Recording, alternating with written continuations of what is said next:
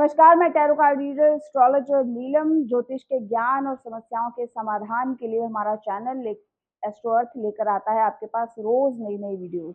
आज हम बात करेंगे सूर्य भगवान के कर्क राशि में गोचर के ऊपर।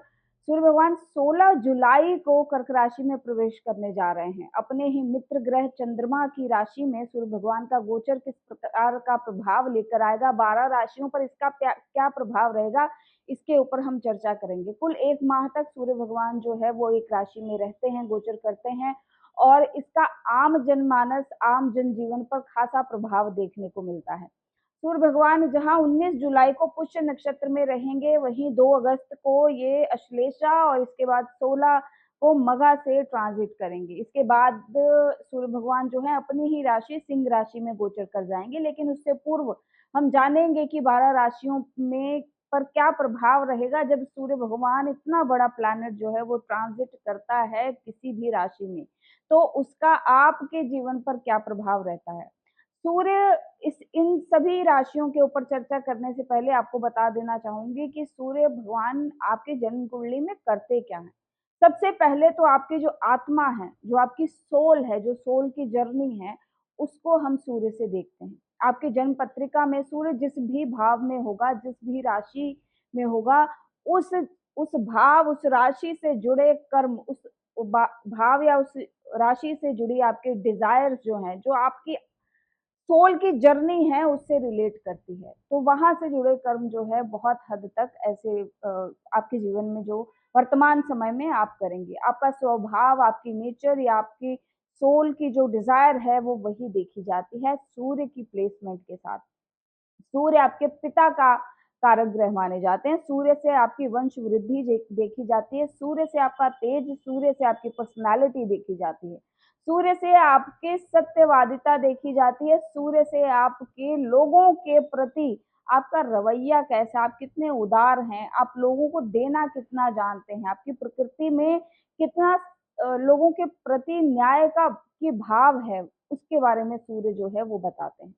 सूर्य अगर बहुत अच्छी अवस्था में है और बहुत ही स्ट्रॉन्ग पोजीशन में है, तो ऐसे में सत्ता की प्राप्ति, पद की प्राप्ति, गवर्नमेंट से रिलेटेड चीजें जो है वो सूर्य से देखी जाती है। सूर्य कहीं ना कहीं आपकी आत्मा की ऊर्जा है, रोशनी है। जिस प्रकार प्रकाश के होते हुए आपको आर्टिफिशियल लाइट की जरूरत नहीं होती, उसी प्रकार अगर सूर्य की पोजीशन आपकी पत्रिका में बहुत अच्छी है, तो बाकी बहुत सारे ट्रबल्स के बाद भी अपने जीवन में आप लोग सरवाइव कर जाते हैं। जो लीडरशिप क्वालिटी है वो सूर्य महाराज के पास है। 12 आदित्य माने गए हैं और इनके ऊपर एक बहुत एक्सप्लेन में वीडियो में जरूर बनाऊंगी। लेकिन सूर्य का किसी भी राशि में गोचर करना अपने आप में एक सिग्निफिकेशन लेकर आता है। चंद्रमा जो कि मन का कारक ग्रह है और जो नवग्रह तारामंडल में रानी का दर्जा चंद्रमा को दिया गया, इनको एक ही कालपुरुष कुंडली में एक ही भाव मिला हुआ है। जैसे सूर्य को सिंह राशि मिली है, वैसे ही चंद्रमा को 4th हाउस कैंसर साइन मिला है। यहाँ पर अब एक राजा की स्थिति जो है वो रानी के घर में कैसी रहेगी, कुछ इस प्रकार का विवेचन जो है होता है जब कर्क राशि में सूर्य महाराज गोचर करते हैं। तो आइए अब जानते हैं, विषय को आगे बढ़ाते हैं कि 12 राशियों पर किस प्रकार का प्रभाव रहेगा सूर्य महाराज का कर्क राशि में गोचर करने से। जानते हैं कन्या राशि वाले जातकों के लिए सूर्य भगवान का कर्क राशि में गोचर क्या प्रभाव लाएगा। कन्या राशि वाले जातकों के लिए सूर्य महाराज जो हैं वो एकादश भाव में गोचर करेंगे। एकादश भाव शनि का भाव, यहाँ पर कर्क राशि का फॉल करना बताता है कि कहीं ना कहीं आपका कनेक्शन, जो इमोशनल बॉन्ड है या कहीं ना कहीं जो एक पीस जो है आपके जीवन का अटका हुआ है, वो आपके किसी गुरु घर से रिलेशन को दर्शाता है। आपके कोई पूर्वजों के द्वारा स्थापित कोई ऐसी परंपरा या फिर आपके पूर्वज जिन भी गुरुओं को मानते होंगे, जो भी आपके कुलगुरु रहे होंगे या जो आपके कुल पुरोहित इष्ट रहे होंगे, उनके प्रति अगर आपका डिवोशन है तो वहां पर अब आपका ध्यान जो है वो ज्यादा जाना चाहिए। सूर्य भगवान का एकादश भाव में गोचर किसी न किसी प्रकार का आपका कोई उनके प्रति फर्ज है जो नहीं आप पूरा कर पाए हैं, ये दर्शाता है। तो हो सकता है इस टाइम, इस 1 महीने की अवधि के दौरान आपके कोई ऐसी स्पिरिचुअल जर्नी हो, या कोई ऐसी मन्नत भी कई बार होती है कि वो बहुत समय से पेंडिंग हो, वो आपको पूरी करनी पड़ सकती है। एकादश भाव इतना अच्छा भाव नहीं है, लेकिन अब यहाँ क्योंकि एकादश भाव जो है वो डिजायर्स का भाव है, इच्छा पूर्ति का भाव कहा जाता है। यहाँ पर इच्छाएं जो हैं वो, जितने भी आपके भौतिक जगत से जुड़ी इच्छाएं हैं वो यहाँ पर आकर एक तरीके से फुलफिल हो जाती हैं।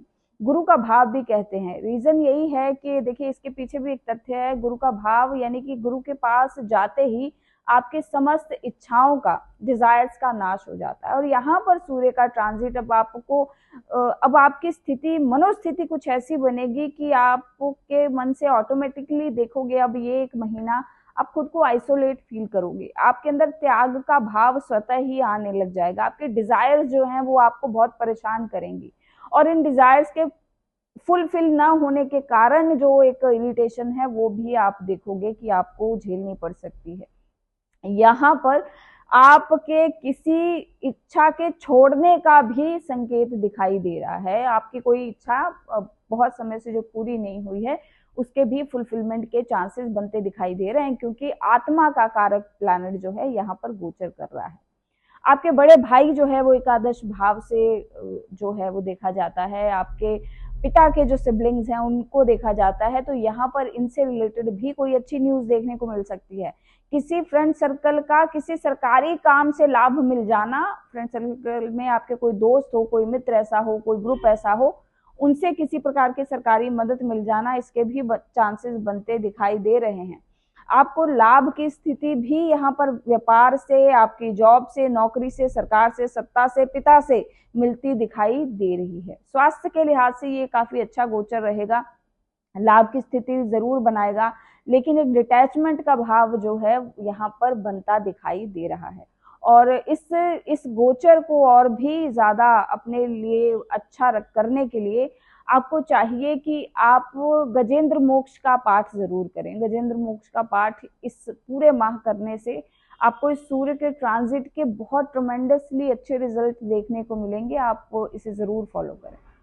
तो ये था कन्या राशि वाले जातकों के लिए सूर्य भगवान का गोचर।